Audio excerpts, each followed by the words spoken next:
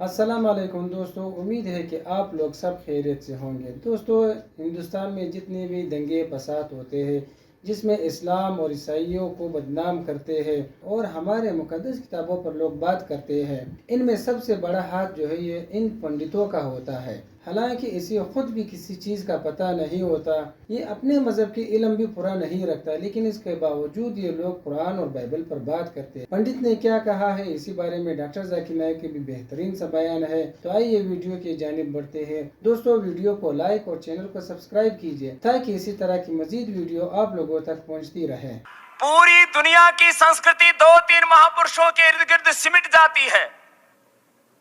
میں قرآن اور بائبل والوں سے پوچھتا ہوں کہ کیا قرآن میں میتھمیٹکس ہے؟ کیا قرآن میں سائنس ہے؟ کیا قرآن کے اندر ایگریکلچر سائنس ہے، کرشی وگیان ہے؟ کیا اس کے اندر سواستھ وگیان ہے؟ اس کے اندر میڈیکل سائنس ہے؟ قرآن میں، بائبل میں آپ کو اچھی باتیں ملیں گی، اچھا جیون جیو، اچھا ویوہار کرو، آپس میں پیار کرو، لیکن قرآن میں آپ کو میڈیکل سائنس نہیں ملے گی، پولیٹیکل سائنس نہیں ملے گی، میتھمیٹکس، فزکس، کیمسٹری نہیں ملے گی۔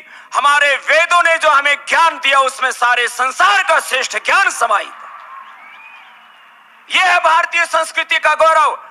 ہم کسی کا انادر نہیں کرتے، لیکن ہم کو کسی آیاتت دھرم سنسکرتی مت پنتھ سمپردائے کی آوشکتا نہیں ہے۔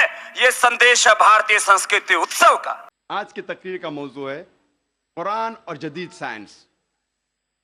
اور جیسے آپ جانتے ہیں کہ جتنے سائنٹیفک ٹرمنالوجیز ہے وہ اکثر انگریزی میں ہیں، سائنس کے جتنے الفاظ ہیں اکثر انگریزی میں ہیں، اور کیونکہ میں نے سائنس بھی انگریزی میں پڑھی ہے اسی لیے اس اردو تقریر میں مجھے اور دقت ہوگی۔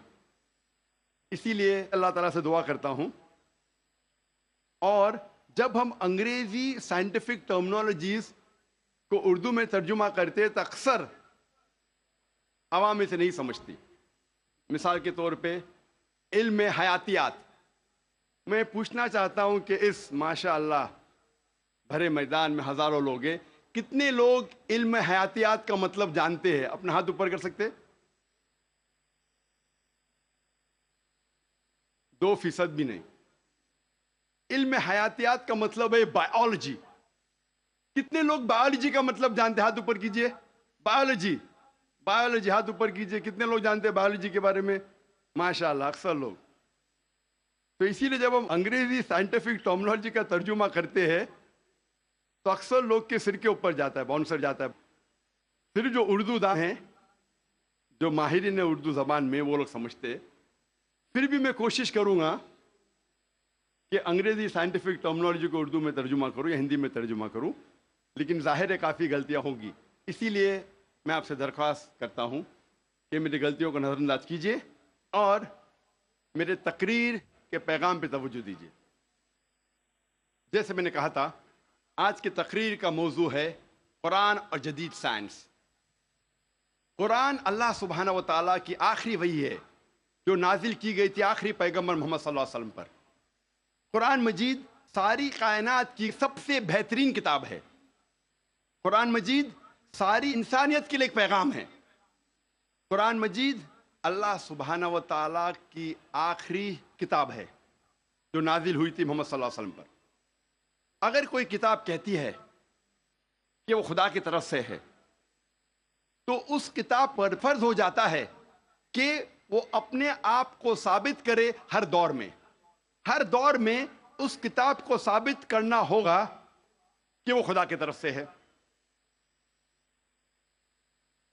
سینکڑوں سال پہلے وقت تھا، دور تھا معجزات کا، ایج آف میریکلز۔ الحمدللہ قرآن مجید is a miracle of miracles. قرآن مجید معجزوں کا معجزہ ہے۔ اس کے بعد آیا دور ادب کا، لٹریچر، پوئٹری۔ الحمدللہ مسلمان اور غیر مسلمان عربی داں یہ کہتے ہیں کہ عربی میں سب سے بہترین کتاب عربی ادب کے لحاظ سے وہ ہے قرآن مجید۔ اور اللہ سبحانہ و تعالیٰ چنوتی دیتے ہیں قرآن مجید میں. اللہ سبحانہ و تعالیٰ چیلنج کرتے ہیں سورہ بقرہ میں، سورہ نمبر 2 آیت نمبر 23 اور 24 میں اللہ سبحانہ و تعالیٰ کہتے ہیں وَإِن كُنتُمْ فِي رَيْبٍ مِّمَّا نَزَّلْنَا عَلَىٰ عَبْدِنَا، اور اگر آپ کو شک ہے کہ ہم نے یہ کتاب نازل کی ہمارے بندے پر، اگر آپ کو شک ہے فَأْتُوا بِسُورَةٍ مِّن مِّثْلِهِ، تو آپ ایک سورہ قرآن مجید جیسی پیش کیجئے. مِن مِّثْلِهِ، ہو بہو نہیں، قرآن مجید جیسی ایک سورہ آپ پیش کیجئے. وَادْعُوا شُهَدَاءَكُم مِّن دُونِ اللَّهِ إِن كُنتُمْ صَادِقِينَ، اور بلاؤ اپنے مددگار کو اور اپنے گواہ کو اللہ کے علاوہ اگر آپ سچے ہیں. فَإِن لَّمْ تَفْعَلُوا، اور اگر آپ نہیں پیش کر سکتے، وَلَن تَفْعَلُوا، اور آپ ہرگز پیش نہیں کر سکتے، فَاتَّقُوا النَّارَ الَّتِي وَقُودُهَا النَّاسُ وَالْحِجَارَةُ أُعِدَّتْ لِلْكَافِرِينَ، تو ڈرو اس آگ سے جس کا ایندھن انسان اور پتھر ہے، جو انکار کرنے والوں کے لیے تیار کیا ہے. اللہ سبحانہ و تعالی ان 2 آیتوں میں چنوتی دیتے ہیں، انسانوں کو چیلنج کرتے ہیں. یہ اس وقت دور تھا عربی ادب کا، اس وقت عربوں کو ناز تھا اپنی عربی زبان پر، اور وہ سمجھتے تھے کہ ان سے بہتر دنیا میں کوئی نہیں ہے. اس وقت اللہ سبحانہ و تعالیٰ قرآن مجید نازل کرتے ہیں اور ساری انسانیت کو چنوتی دیتے ہیں، چیلنج کرتے ہیں کہ اگر آپ کو شک ہے کہ یہ کتاب خدا کی طرف سے نہیں ہے تو آپ قرآن مجید جیسی ہو بہو نہیں، ملتی جلتی، ہو بہو تو دور کی بات ہے، ایک سورہ پیش کرو. اور قرآن مجید کی سب سے چھوٹی سورت ہے 3 آیتوں کی، صرف 10 الفاظ. بہت لوگوں نے کوشش کی، ایک انسان نے بھی کامیابی نہیں پائی، اور تا قیامت کوئی بھی قرآن مجید جیسی قریباً ایک سورہ بھی پیش نہیں کر پائیں گا. لیکن آج کا دور ادبی دور نہیں ہے، it's not an age of literature and poetry. اگر کوئی کتاب اپنے آپ کو خدا کی طرف سے کہتی ہے اور ادبی انداز میں کہتی ہے کہ دنیا چپٹی ہے، دنیا سپاٹ ہے، کیا آج کا جدید انسان اس بات کو تسلیم کرے گا؟ بالکل نہیں، کیونکہ آج کا دور ادبی دور نہیں ہے، آج کا دور ہے جدید سائنس کا دور. آج ہم کوشش کریں گے یہ تحقیق کرنے کی قرآن اور جدید سائنس ملتے ہیں یا ٹکراتے ہیں، قرآن اور جدید سائنس ملتے ہیں یا قرآن اور جدید سائنس ٹکراتے ہیں. اس موضوع پہ ہم انشاءاللہ تذکرہ. ایک مشہور سائنسداں، فزسسٹ اور نوبل پرائز ونر جس کا نام البرٹ آئنسٹائن تھا، اس نے کہا science without religion is lame and religion without science is blind. Science مذہب کے بنا لنگڑی ہے اور مذہب سائنس کے بنا اندھا ہے. میں پھر سے دہراؤں گا، البرٹ آئنسٹائن جو فیمس فزسسٹ تھا اور نوبل پرائز ونر، اس نے کہا کہ سائنس مذہب کے بنا لنگڑی ہے اور مذہب سائنس کے بنا اندھا ہے. میں آپ کو یاد دلانا چاہتا ہوں کہ قرآن مجید سائنس کی کتاب نہیں ہے، SCIENCE، لیکن ہے سائنس کی کتاب، SIGNS. یہ ہے نشانیوں کی کتاب، آیتوں کی کتاب. اور قرآن مجید میں 6000 سے زیادہ نشانیاں ہیں، 6000 سے زیادہ آیتیں ہیں. ان میں سے 1000 سے زیادہ الحمدللہ سائنس کے بارے میں ذکر کرتی ہے. آج کی اس تقریر میں میں صرف ان سائنٹیفک فیکٹس، سائنس کے حقائق کے بارے میں ذکر کروں گا which have been established، جو سائنسداں ثابت کر چکے ہیں.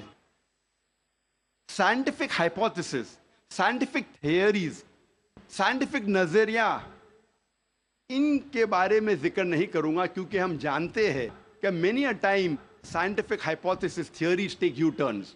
یہ سائنس کے نظریے جو ہیں کئی بار وہ اپنے نظریے سے پلٹ جاتے ہیں.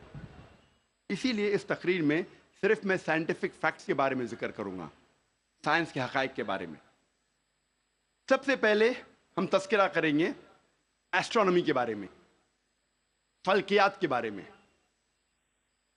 35 سے 40 سال پہلے کچھ سائنسداں نے تحقیق کی ایک موضوع پہ، تخلیق کائنات، مطلب کریشن آف دی یونیورس. اور ان سائنسداں نے کہا کہ ہماری کائنات سب سے پہلے ایک پرائمری نیبیولا تھا، بنیادی گولا، ابتدائی گولا. اس کے بعد there was a secondary separation, دوسری جدائی، دوسری علیحدگی، اور ایک بڑا دھماکہ ہوتا ہے بگ بینگ. اس کے بعد وجود میں آیا گیلیکسیز، کہکشائیں، ستارے، سیارے، چاند، سورج، اور یہ زمین جس پہ ہم رہتے ہیں. اسے سائنسداں نے کہا بگ بینگ، بڑا دھماکہ.